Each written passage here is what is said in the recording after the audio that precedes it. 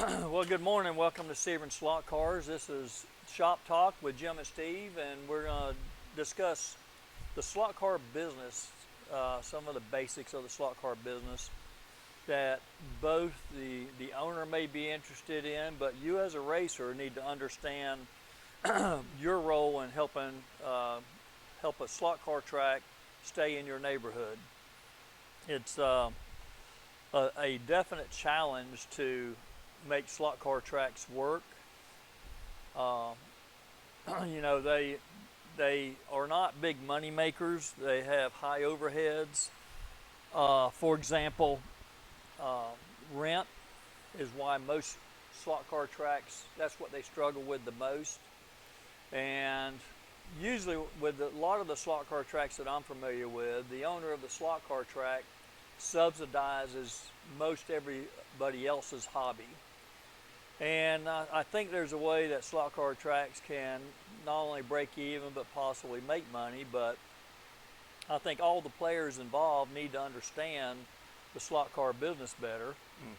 And I think that that's very important, that even the racers understand the challenge that the owner is up against.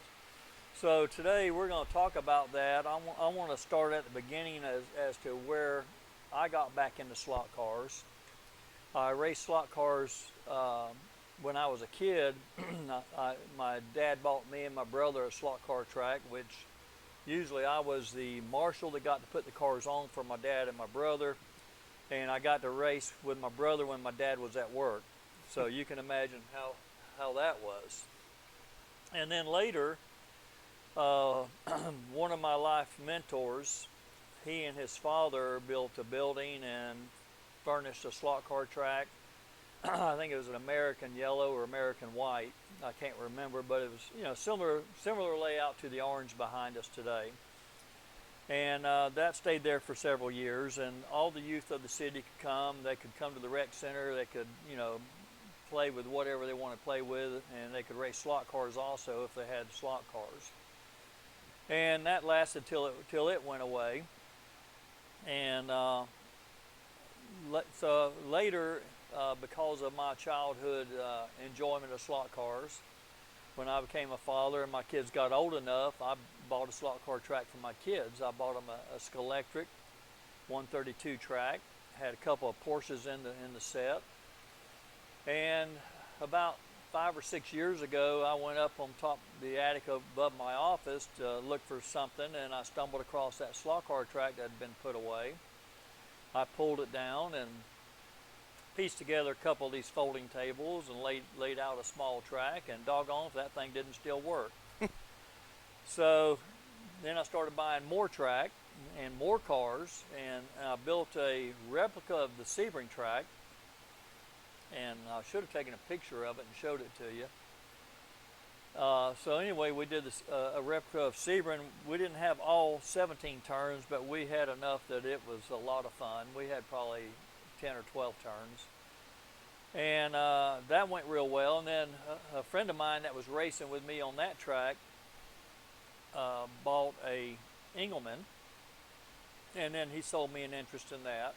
And we had to leave the location we were because it was termite infested and rodent infested and had plumbing leaks dripping on the track, and so we had to get out of there as fast as we could and protect the track, and we moved it into a warehouse where we are today. And we shut down for about 3 months because we had to totally rebraid that track, and somebody had put brad nails all down the track in the curves, thinking that was a good idea. So we had to pull every one of those brad nails out so we could rebraid, and it just took forever to get the track rebraided. When we opened back up, we had lost most of our customer base, and so by that we had to start over on customer base just about. And after four and a half years, we were unable to grow the customer base back with 124. We tried everything that we could do to grow it. It didn't work. And in the process, I bought the orange track that's behind us when it came out of Tampa when they closed, and uh, people started running 132 on the orange track, which was kind of what we thought we would do with it, and they seem to be able to handle the 132 cars. And keep in mind, our audience is primarily, we're in a retiree market. And so, it was good with our audience that they were able to not only drive the cars, but able to compete. And so what we found is we had a couple of guys, older guys, that they tried to run 124, and it simply did not work. The 124 just was a handful. Yeah, it was a handful, and so that did not work, and so they struggled with that. One of them, well, both of them for about a season. And our season here, we have snowbirds that come down to dodge the snow, and we got locals who are sun dodgers. They go north to get out of the sun, out of the heat. And so a lot of the locals here go to the mountains of North Carolina and Tennessee, and even further north than that, some of them. And so that's kind of our market. So in summertime's our slow time, and wintertime's our busy time. And so we just found that seniors did better on a smaller track with 132. The Engelman we had was 156 feet.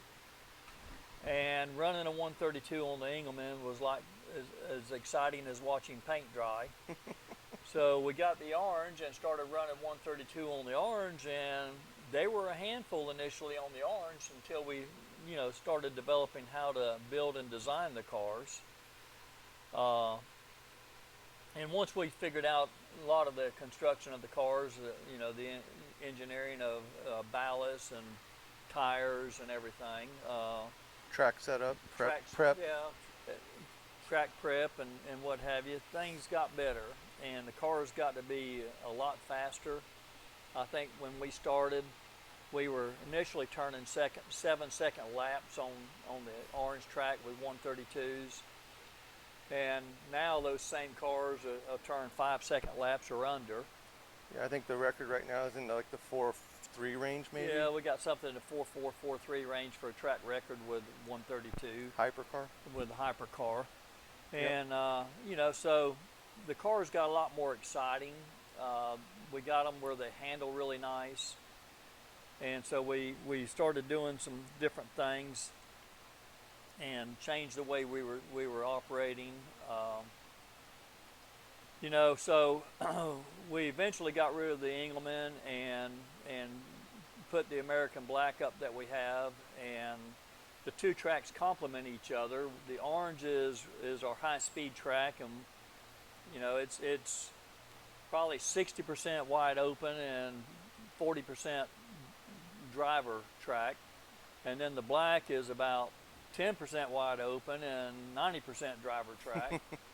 And so the two complement each other. But let's get back into the business. Steve, what you got any questions? Well, in the slot track world, the famous thing is kind of, if you have a slot track, it isn't going to last very long, or you're going to go broke, or they don't make money, or it's just for people with a hobby that want to expand it a little bit. And I don't think that's necessarily true. I think there's a way to break even, and I think there's a way to make money in it. And we've had a little bit of both so far this year. And I think we've had a breakout year, really, all the way around. When we got the black, American Black track, we were running on it now. I mean, consistently right now we're doing Class C, Can-Am, LMP, and some pros are running GT on there. And then on the orange, we're still doing GT, Mosler, and Hyper. So it's just like perfect for 132s right now. And so with the amount of guys that we have and the classes that we have, we're starting to make it where it's seeming like there's a light at the end of the tunnel where it's a viable business. What attracts you to 132? What initially got me into it was the realism of the cars, the technical aspect of the cars. I thought I'm the type of guy that if I do something for a while, I'll get a little excited about it, and then it'll get boring to me, and I'll move on to something else. And what surprises me the most about 132 and slot car racing in general, I figured I would get bored with it pretty quick, and it's kept my attention because it's very technical and it's more involved than I ever thought. So I mean, just to set a car up and to keep it up and clean and change it so it works for different types of tracks, it's very challenging, and I find it really gratifying to get a car to work. So to me, the racing is very close, and the cars are really realistic as far as how they look and how they work. And they're a lot of fun to work on and collect. I've become kind of a collector to my wife's chagrin. I've got a few cars now, but I love it. So to me, it's just because it's the technical aspect of it is what keeps me interested. Um, Something that we did, uh, we get outside the box here at Sebring Slot Cars.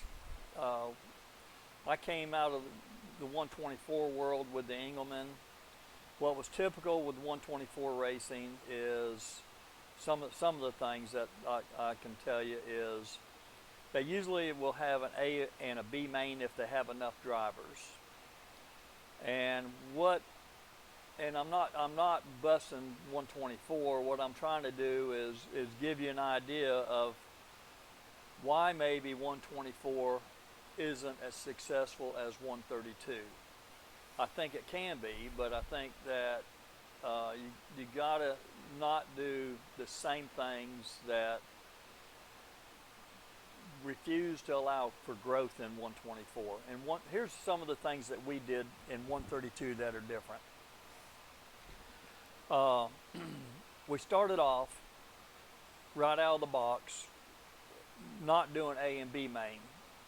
With A and B main, everybody is judged against whoever won A main. You can say you're not, but you are. And we gave different names to different levels of drivers. We started off with 3 levels of drivers. We started off with what we call sportsman, which is the equivalent of a novice. Then we had expert, which would be more of an intermediate. And then we have our pro class, which are your best drivers and usually your best car builders. People that don't know how to build a car usually do not get into pro class because building and tuning that car is absolutely critical. And I'm playing with cameras here. So if you don't know how to tune a car, the only way you're going to compete on the pro level is if a pro probably builds your car, and they don't usually have time to do that too much because they're working on their cars. So we have those 3 classes. Now, and the way we do is normally we have, the largest group we normally have is sportsmen. Mm-hmm. And with the sportsman group, most of them are new and don't know how to build cars, and we try to teach them how to build cars. If you go to our YouTube channel, which I hope you're there now, we have a couple of videos on how to build 132 slot cars. Both of those were on Group C and how to build and tune them. Another thing that we did is we made a podium with 5 places. Some of the 124 guys or some of the other guys that are used to the custom and ordinary way of doing business frowned on having 5 places on the podium. And my view is, who cares? Give as much people recognition as you can give. If sometimes you only have 5 racers, everybody's at the podium. Sometimes you have 8 or 9 or 10 racers and 5 people are at the podium. Right. Sometimes, depending on who the crowd is, we may have 7 or 8 or 10 people at the podium just because.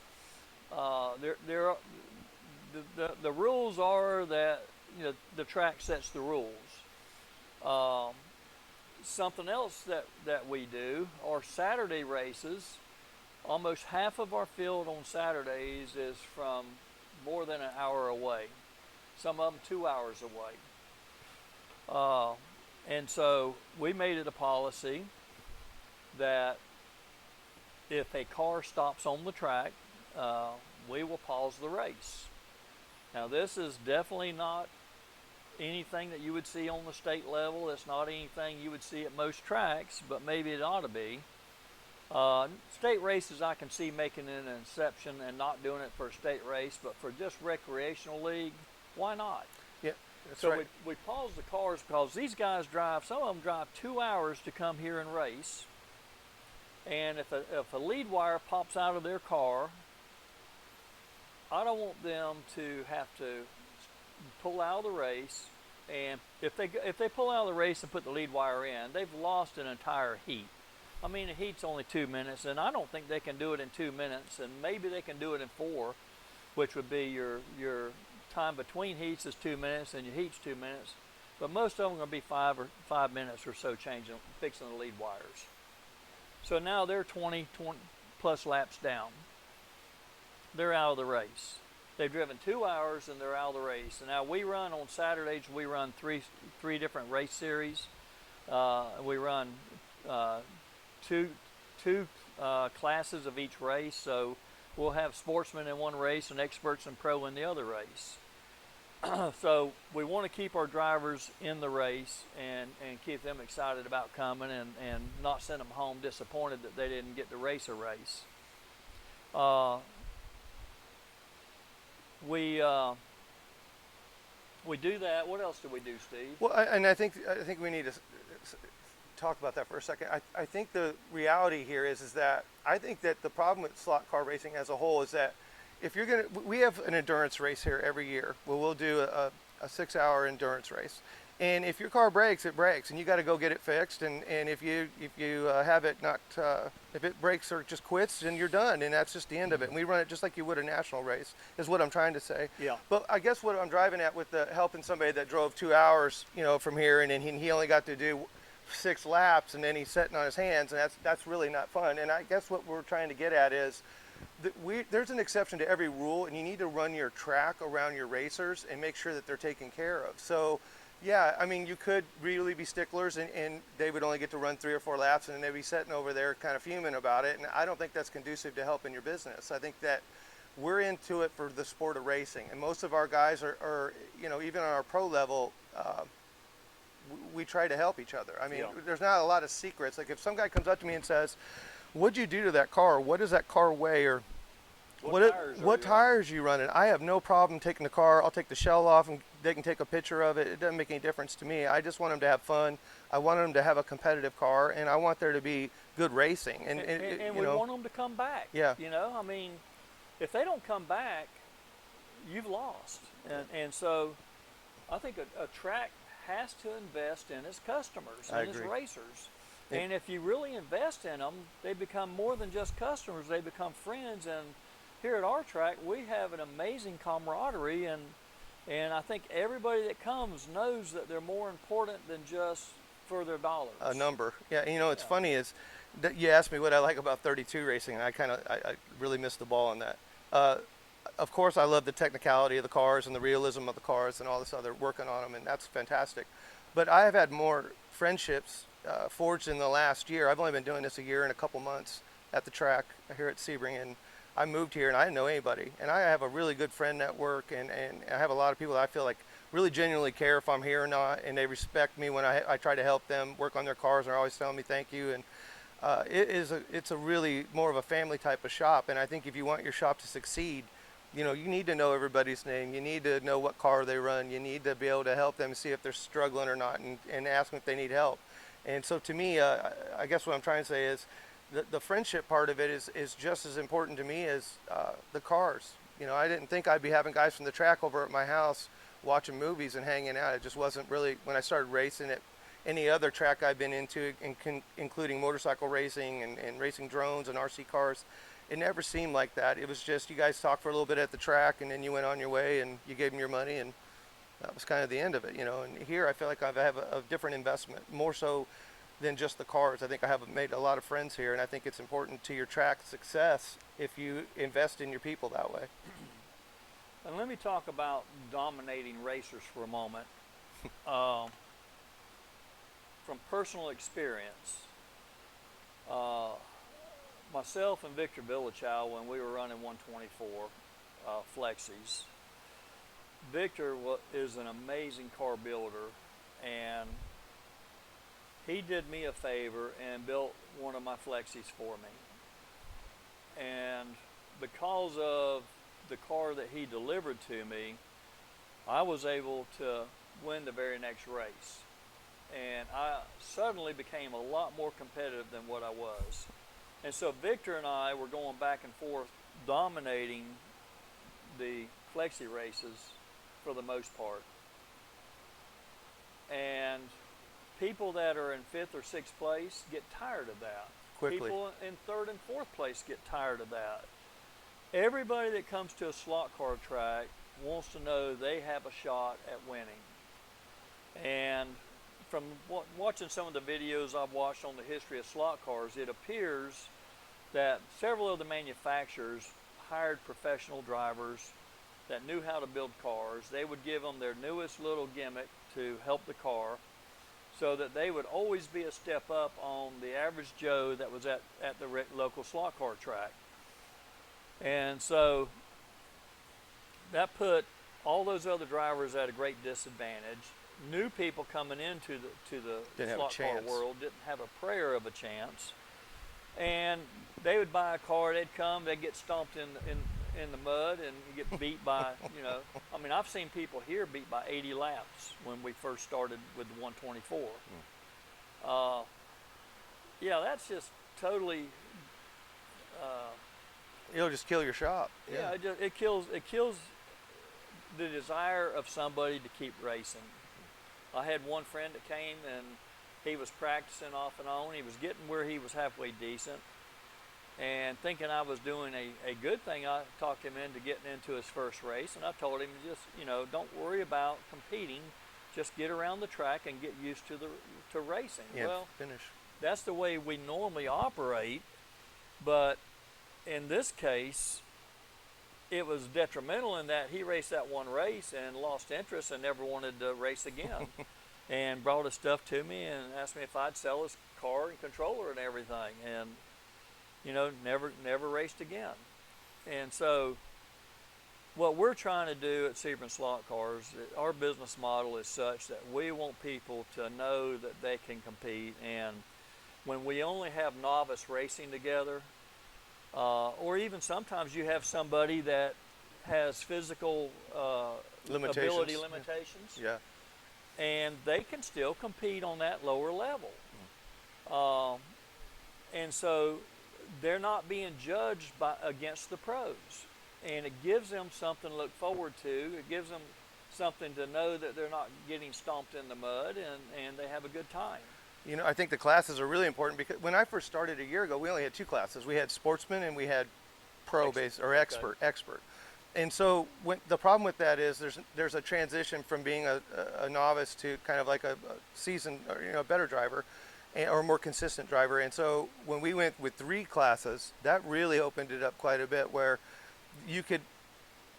everybody has a chance to win within their ability group. Meaning, if it's kind of like qualifying in a sense, where whoever runs X amount of times or X amount of laps, they're together, and it's a good fight till the end, and it's an exciting race to watch. And then same thing with expert and even the pros. The pros, again, I think it's really important that what he's saying is really a true thing. If I kept on getting beat every single time, I would lose interest in it, and it wouldn't be that fun. Everybody needs to win, and I'm notorious for hating to lose. And so Really? yeah, I'm bad I about it. noticed that. Yeah, everybody will tell you. And so I have a hard time with it too, but as I see the sport and what's good for the shop, I try to be a little bit more accepting of losing.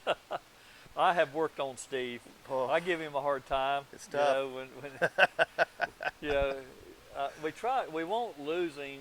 We don't want anybody to enjoy losing, but we certainly don't want them to let losing get upset. You get them upset.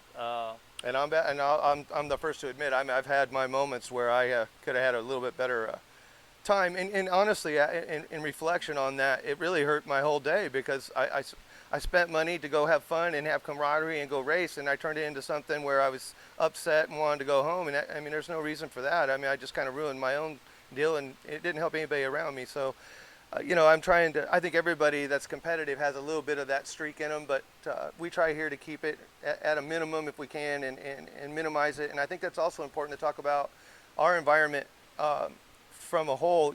There's no profanity allowed here. There's no alcohol or drugs allowed here. There's no aggressive behavior here.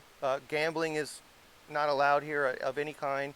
And so we don't really have a lot of the things that money and gambling and obnoxious behavior sometimes can, cause. So that environment also lets us have, there's also some young guys coming into the fold. I mean, we've had some guys that are 9, 10, 11 years old with their fathers racing together, and it's a comfortable environment for them where they feel like their son's being mentored in a way that's, That's positive pleasing, and good. And some of those young guys are about moved up to expert. They They're run fast. expert every now and then, and Fast. they're probably in the fall they will be expert from then on, and may even move up to pro before long. They can drive. I can just tell you they can drive. Something else that we do as an alternative, if somebody's car stops and they have another car in that class or even in a down class, if first of all, most everybody's going to run their A car if their A car is going to run. And so what we do is we will allow people to run a substitute car. If the car breaks, rather than putting them out of the race, put your second car in. And or oftentimes people will loan them a car to run if they know that they can drive okay and not going to destroy their car. That somebody else will say, well, here's my car, drive it. What we want, we want to really maximize the entertainment value. We want to make everybody feel totally welcome, and we want them to have a good time when they come. And so those are the things that we do to help somebody, enjoy their day when they come, because it's an all-day affair. Saturday we open the doors at 8. We start our first race at 9, and we usually don't finish until about 4 p.m. because we run 3 classes on a Saturday, but we run 6 races. And so that's a lot to get in. And those are things. So in summary, what we'll do is we'll pause the race and see if we can fix the car. We'll allow a substitute car. We'll allow a loaner car just so to get that person to continue racing. One thing that we enjoy the least is somebody having to set out. The other racers don't enjoy somebody having to set out. The racer that's setting out doesn't enjoy having to set out. So if you're a recreational league, then don't make people set out. Go for the positive angle. Go for what makes everybody happy. If your desire to win is so great that you'd rather have somebody set out than be a competitor, then maybe you're Looking at it wrong. looking at it you're putting too much importance on the wrong things maybe. And as a racing shop, again, we have those days. If we're going to do an endurance race or we're going to have a big time race where we're going to do something major, we're not going to do those things. But during our normal course of operation, which is 98% of the time or 99% of the time, we're going to do what is going to be best for the customer and for the racer so that they can have an enjoyable experience with us and want to come back and spend their time and their hard-earned money here. And so we don't want it to be where they leave with a bad feeling, and if we can help it. I mean, you can't make everything perfect, but we strive to do that, and I think people see it. I think that's why they come back. And also if you wanted to do once a month race or maybe even every other week race where you do like the serious rules where if you break you're out, and everybody knows that that's the case, and they come with that understanding. Okay, well, knock yourself out. Do it. Whatever you think is in the best interest of your racers. Well, I mean, that can even be an adaptable situation to how many people you have. So I remember on a Tuesday night one time, we didn't have enough marshals. So we didn't really want to run buttons. So we just said, if you come out, 3 times? Yeah. You're done. Now, that's not the way I want to race, but in that particular situation, we just made an adaptive rule and had some fun that 3 night. 3 strikes, you're out. Right, and you're done. So, I mean, it just really depends on your operation, the conditions that night, how many people you have. But at the end, is everybody having a good time and having fun?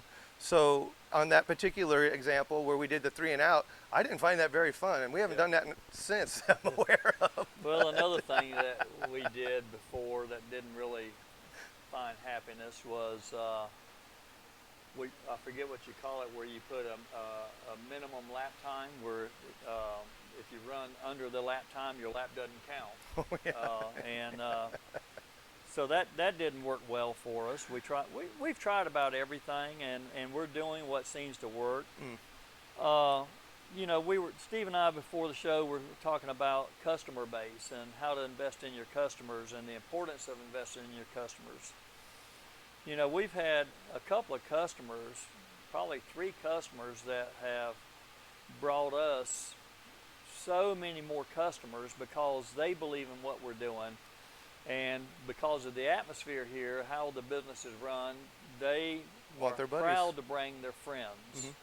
You know, now if we had a lot of profanity and stuff going on here and Gambling and F-bombs and Lord's name in vain and everything, they wouldn't be here themselves, much less bring their friends. yeah, that's true. And so, you know, track owners are very independent, and they can do whatever they want to do, but you know, you want to appeal to the broadest spectrum of the customer base, and not everybody wants to hear that language, or not everybody wants to be around, you know, people with unacceptable behavior.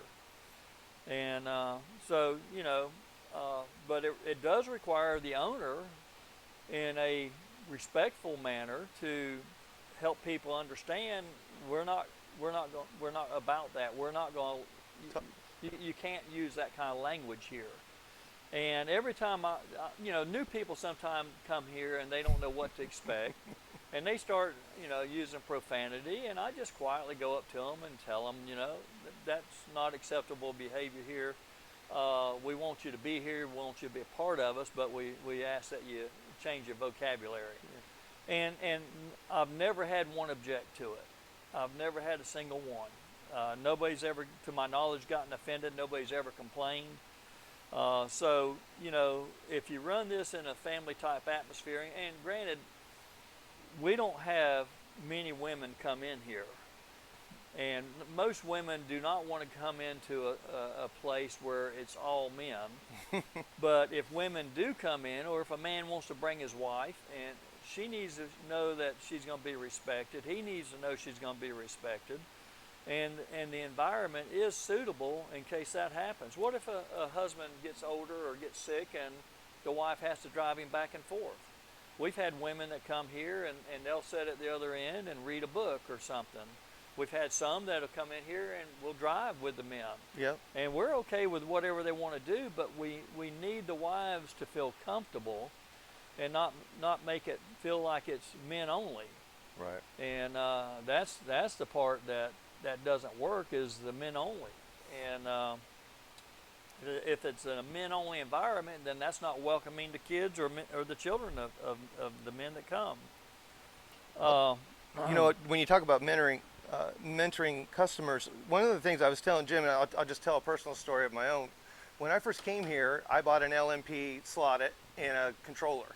And I've seen Jim go as far as letting somebody use his controllers, his own personal controllers, which sometimes seem to get damaged, and let them run with a controller without renting it to them. I've also seen, in my case, I came in, I had a LMP race that was going on. I came in and raced my LMP car, which is the only car I had, and it was super fun. And then the next race was of that day was a Can-Am race. And I didn't have a Can-Am car, I didn't have any other car, I just had an LMP car. And Jim went over to his box, and he has a nice collection of cars, and grabbed a Can-Am car for me and said, here, try this. And man, once I ran that little Can-Am car and saw the difference between it and like an LMP, I was just hooked, and I needed a Can-Am car. And then conversely, you know, he wanted me to try his Mosler, and then I tried his Class C car, and I tried about every car, and then somehow I ended up having them all. But amazing. Yeah, it is amazing. But the point that I'm trying to make is that investment in wanting me to race that day by letting me use his car and wanting to encourage me to keep racing is one of the reasons I bought another car and kept racing. And as an owner and as somebody that's helping run the track, it is incredibly important, that encouragement, and I hate to say it, you have to be very generous with your time and sometimes your cars and your money, because that small investment, the amount I've reinvested into this shop in buying cars and my box and a lot of things other than the things I take off your bench to use, borrow. I've spent a lot of money here, and it's been a great thing for me, and I'm glad to do it. But the point I'm trying to make is that mentoring of me from the jump, of letting me use one of his cars, or letting me, try this controller, or trying to encourage me to do stuff. Without that, your shop will not make it. If he would have left me to my own ways and just let me try to grow into the sport, I don't think I would have had as much investment back into it without the investment that was put into me from the beginning. Well, and one thing along that line too, I've been to a few other shops, and when a customer walks in the shop, if at all possible, I know like yesterday I had a couple of new customers come in, and unfortunately I was tied up doing several different things, and I didn't get the time with them that I would have liked to have gotten. But when a customer walks into the shop owner, the other racers, if they'll take a moment and go introduce themselves to that new person, just go tell them, hey, we're glad you're here. Welcome to our track. Let me answer what questions do you have that I might answer? When all of you invest in people, they are welcome. They know they're welcome to be there, and they're starting to build relationships. And when somebody doesn't come here and they're absent for a short period of time, and then they come back, about everybody tells them how much they missed them, and it's more like a brotherhood, and it means people being here means something to all those that are here, and it's more than just, hey, come spend your money. It's about relationships, and so you need to always make your new customers feel welcome. The people that were here yesterday, they called me before they got here, make sure what our hours were, and they slipped out. I was working on tires or making tires or working on something, and they slipped out without me being able to tell them goodbye. And so when I realized they had slipped out, I went out to see if I could catch them before they got out of the driveway. They were already gone. So I had their phone number, and I called them and told them I'm sorry I didn't tell them goodbye, But I wanted them to know that we appreciated them and hope they come back. But, not everybody's an extrovert like I am, but you need to be if you're going to be Running in the retail business. Yeah, I agree. So you need to spend time with your customers and develop them, mentor them. We need to talk about slot car track expenses, and I wanted to talk to the general audience on this because I think the racers need to know what the owners are up against, and without getting super specific, but the biggest, other than dominating drivers driving potential customers away, when you have a workaround around that and using multiple classes of drivers as a workaround to prevent that, where the top drivers can compete against each other, but everybody else doesn't have to compete against them. That's one issue that tends to drive slot cars away. Another problem that drives slot car tracks away is the high cost of rent.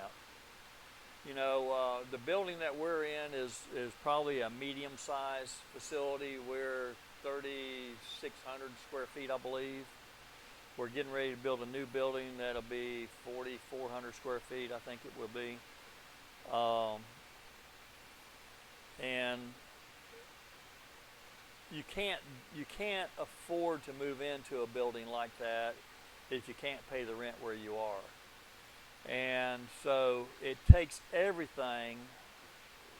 It takes a sound financial owner to keep a track going in the slow times, because he's got to feed money to it to keep it going. But it also takes committed customers. And I think one way to get committed customers is explain to the customer what the facts are. You know, from my experience, I will tell you that for a track to break even, and I'm not talking about having employees, I'm talking about to break even. You gotta generate 3 times of your rent to break even. This is just a rule of thumb that I have established, and everybody, other people may tell you they can do it for less. But I'm talking about without the owner receiving any compensation, without any part-time labor. When you get into a slot car track, whatever your rental rate's going to be, don't think you just got to cover that rental nut. You got other expenses. Some of the other expenses, you got rent, you got electric, you got water, you got insurance, you got to pay sales tax.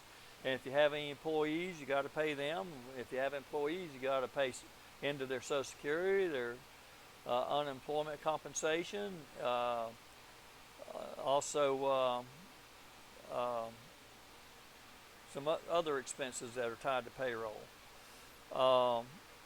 And so you need to plan on have an income of 3 times of what your rent is, if you just use your rent as a base. To put that in some kind of perspective, let's say you sold $10,000 gross in sales, whether that's in tires, whether that's in cars. It doesn't matter if it's boxes, if it's this plate, whatever it is. You sold $10,000, and let's say your profit margin is 30 to 40%. And we're including track time in that also. Yeah, and let's just say hypothetically that your profit margin should be about 40%, but let's say it's between 30 and 40%. Well, what are you really taking home out of that after all your costs? Well, if you have $10,000 and say you're 40%, then you have a $4,000 gain just using round numbers. Now, if you have a 4,000 square foot facility or a 3,500 square foot facility, the rent is usually $3,500 to $4,000 roughly. I mean, in that area, depending on where you are. At least in our market. At least in here. And now it could be different if you're in New York. It could be different if you're in Jersey. It could be different if you're in California. But it's a lot, regardless. And so the point here is, even if you make, it sounds like a lot, we did $10,000 in 30 days, you're really only bringing home $4,000, and that's just barely covering your rent and maybe the electricity.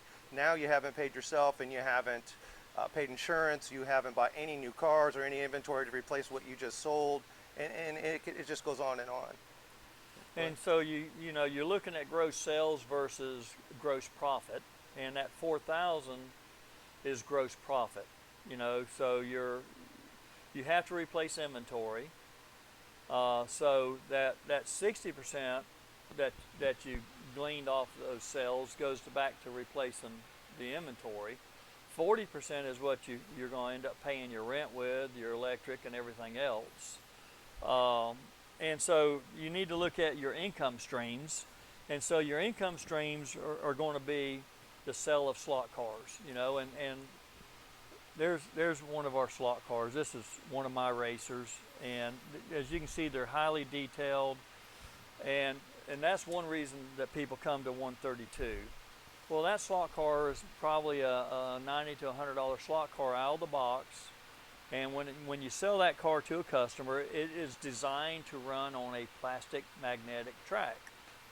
That car will not perform on a wood track, and our customers enjoy wood tracks over plastic. We're not knocking plastic, but this is who we are. It's what we do. We have wood tracks.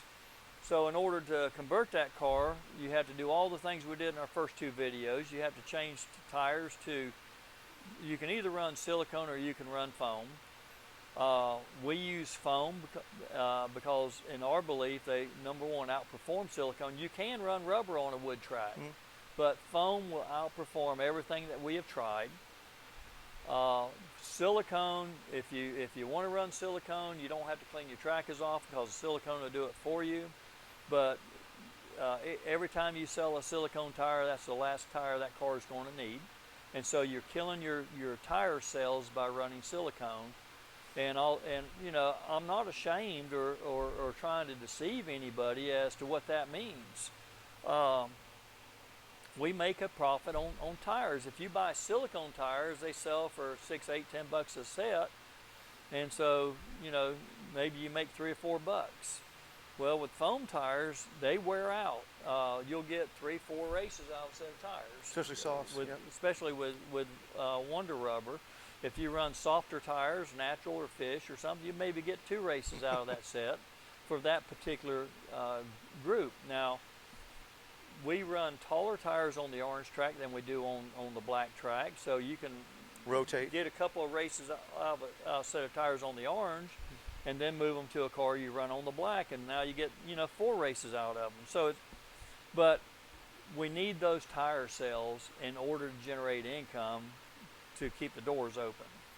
Well, and on that note about them tires, we were writing down some of the things that make money. It just interrupt here real quick. Is we said car sales, we said part sales, tire sales, controllers and boxes, and when we got done with this list in track time, I looked at this list and I thought, geez, we don't have a whole lot of things to sell, to build on. I mean, it's not a lot. And so the track time, and if you were to take one of those components out, like tires, for instance, it would just hurt the business like crazy, especially when you have a month where we talked about, let's say you did 10,000 gross. If you only do 6 that month because it's a lean month, or 7 or less, then it's coming out of somewhere. So I mean, it certainly isn't from our customers, it's from you.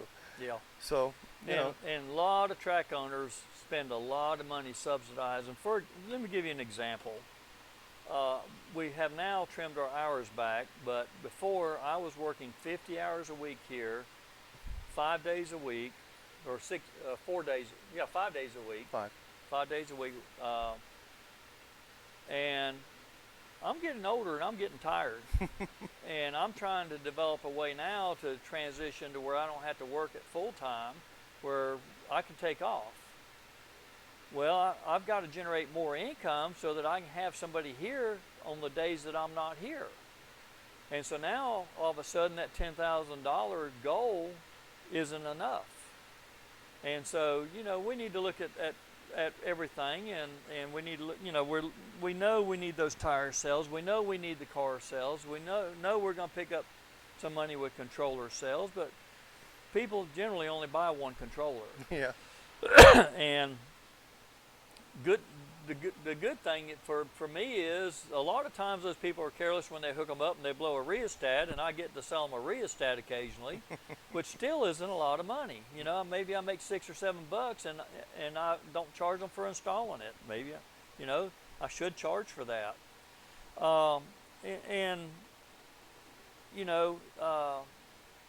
Most tracks are underpriced on track time, on rental track time, and I am, in my opinion. I think if we were bolder in our pricing, it would be easier to turn a profit in a slot car track. We're $10 an hour rental on a slot car track. I don't think that's enough. We offer $100 a month, run all you want. I don't think that's enough. And so, that's something we're going to be asking our racers maybe to contribute a little more in that area down the road. But if you want to have a slot car track to race on, you have to spend money at the slot car track. Excuse me, and that brings up another point. And the dreaded internet. Yeah, exactly. With the internet, too many people think, okay, well, my track doesn't have this in stock, or I'm not going to be there till the weekend. I'll just order it online. One thing that you got to realize is you're taking sales away from your track because you're impatient, and you have every right to do that.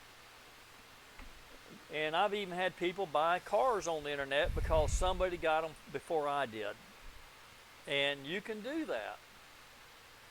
But if your track goes away, are you going to be able to race those on that internet track? How does that work exactly? If you really want to buy your stuff online and support those people, some of them that you buy from online don't even own a track. They're not even in the business. They don't even share the courtesy of providing a track for people to run on. They're just there for those internet sales, and they're taken away from your dealer tracks. Now, who do you really want to support? Do you want to support the people that support you, or do you want to support the people that take money away from your track? And I mean, I know that that may not be a popular thing to say, but that's the reality. That's what you're doing when you buy on the internet, is you're supporting the people that take money away from your track. And sometimes you just need to be a little patient, let your track owner get in whatever it is you need, and support that track all the way. And maybe they don't have to raise all their other costs. Right. If you want to keep costs down, then buy everything you can from your local track. And from a feedback point of view, I mean, if you're seeing something that we don't have, that you feel like, we should have that at all times, then you need to come to us and holler at us so that we can order more of it, or make sure that we have it in stock, because we don't want to lose those sales. So we have to know where we're missing the boat. I mean, to be honest, we can make mistakes or we can be out of something, but at the same time, you got to give us enough time to get some of this stuff back in stock and get it for you. And again, we're not preaching at you from the perspective of, or beating you over the head that it's us and nothing else. It's just, it is very difficult in today's world keeping up with like Amazon and some of the big players, and you're out here just, beating the streets with a few customers trying to make it happen. And it can be very disheartening when, even if it's $20, $20 is $20, it adds up over time. And so we want to make sure that we try to keep in-house as much as we can. We can't do everything, but we really try. Well, and if you expect a track owner to be here to support you, I mean, like, I don't receive a penny's compensation for my labor. I mean, I do own the building, and I receive compensation on that. Now, let me just touch on that for a moment. A lot of the guys got upset with me when I got rid of the other track because I got tired of paying the rent. And if this building does not generate rental income, it devalues the whole property that this building is attached to. So by not paying myself rent, I devalue the whole property by about $300,000 in market price. I don't have any customers that I know of that are willing to take $300,000 out of their pocket and put it in mine. And so, that's just reality of business, and a lot of people they're not aware of that fact when they get upset because somebody doesn't want to keep paying for something. It should not be the track owner's responsibility to pay for somebody else's hobby. It should be all of our responsibility collectively to see to it that the expenses are paid. I would like to be able to hire people to relieve me of some of my hours. In order to do that, we have to increase profits. And all of my customers, I think, are fine with the understanding of that. And all of my customers are fine with my being open and honest about costs. So I'm not worried about losing any of my customers. I don't know what the internet audience will think about our discussion today. I hope they're acceptable of it. But your track owners, they need to be compensated. They need to get paid for their time. I mean, I'm retired from my previous profession, and it's the only reason I can work as I'm working. Mm-hmm. Steve is retired, and that's the only reason he can put the time in here that he puts in here. And most of our customer base is retired, and that's why we operate the hours we operate. But support your local track. By the way, we're pretty grateful for that too, because we have a couple customers, I don't want to call them out on the internet here, but who have done nothing but tirelessly try to invite friends, or they tell somebody else about their passion about slot cars, and they'll say, hey, I heard about this from so-and-so. And I ask that every time. When I see somebody new come in the door, I go, where'd you hear about us from? Because I want to know whether it's from Facebook or a referral, whatever. And I really try to look out extra so for those that are trying to, I don't know what's the word I'm looking for, help us build. Yeah. I have no problem sticking my neck out a little extra for somebody that's, there's no reason for them to do that other than they just love being here, and that they're passionate for the sport, and they like the fellowship they get when they're here. And so to me, that's like very invaluable. And so I don't want to I want people to understand that we're saying that, hey, we're not grateful for our people, because we really are, because we have some of the best customers there is. But I think it's also important, though, to stress not only to our customers, but just people in general. One of the reasons that small businesses are failing, and I used to own a dealership, a motorcycle shop, and it is very, very difficult to own any kind of small business when you're competing with the big players in the world that are on the internet, because everybody's very impatient nowadays and everybody wants everything tomorrow and delivered the next day. And I'm guilty of this. But the reality is, if I have a chance to support a small business over going to a big store, I'll do it every single time, because I understand that struggle, and a lot of people don't, because they've never owned their own business. But I can assure you that it is a lonely place, and if you don't have friends and people out there trying to help you with it, it seems like you're climbing a mountain without ropes. I mean, it's really tough. Well, and That's the only reason I help too, is because I just understand yeah. the difficulty of it. What other business do you expect to only break even? You know, I don't know why we expect that of slot car tracks, but I don't know of any other business that you would expect to only break even if they're lucky. You would expect every other business to make a profit. And so, you know, I think we need to get out of that habit of thinking a slot car track, it's okay for it just to break even. I think that, you know, they need to make money.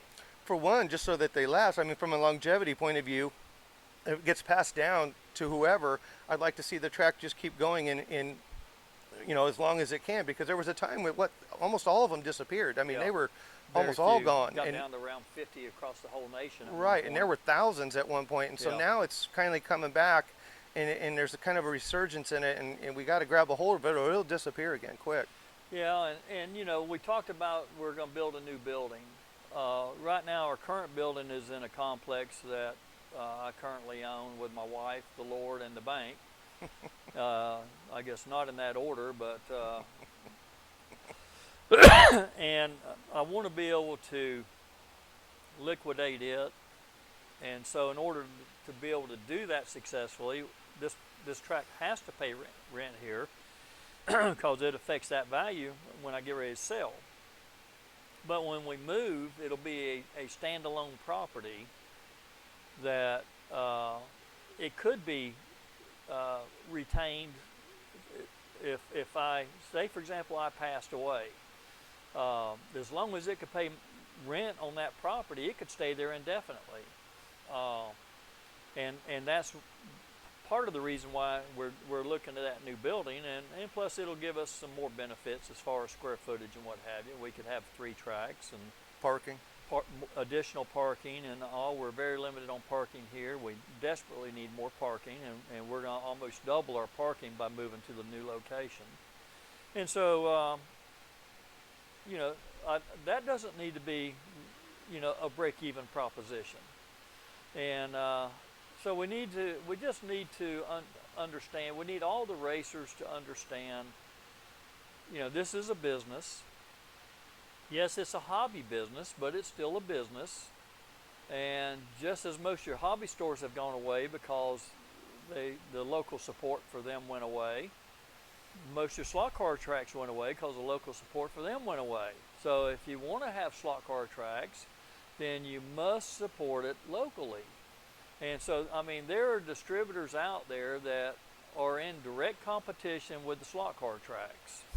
They sell, some of the distributors sell more cars retail on the internet than they sell to their dealers. And, you know, one thing that I would suggest to a slot car track is when you decide on what cars you want to race, find out where you're going to get the best dealer support. If you don't get the dealer support you need from a particular distributor that has the rights to a particular brand, then don't get hooked into that. Go another route. Go someplace that's going to support you, you know, as a dealer. And those are, you know, this video's gone long enough, and these are some things that we just wanted to show you. There are ways for slot car tracks to prosper.